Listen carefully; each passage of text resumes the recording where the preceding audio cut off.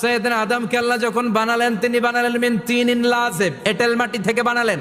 এঁটেল মাটি দিয়ে কাঠামো বানানো যায় না, স্ট্রাকচার করা যায় না।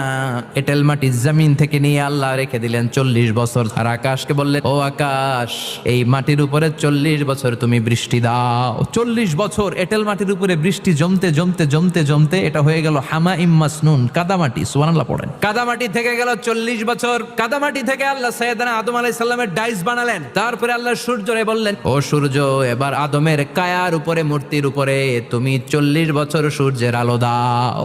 40 বছর সূর্যের প্রখর ও তীব্র তির্যক তাপে এবং কিরণে আদম হয়ে গেছে এখন সলসলিন কাল ফাখার, টোকা মারলে ঠন ঠন করে। সুবহানাল্লাহ পড়ে। এখনো রুহের ফুৎকার দেয় নাই, কিন্তু কেটে গেছে 120 বছর। 340 কত?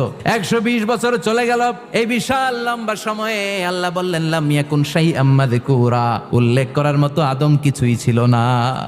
আমরা যারা সলিমুদ্দিন কলিমুদ্দিন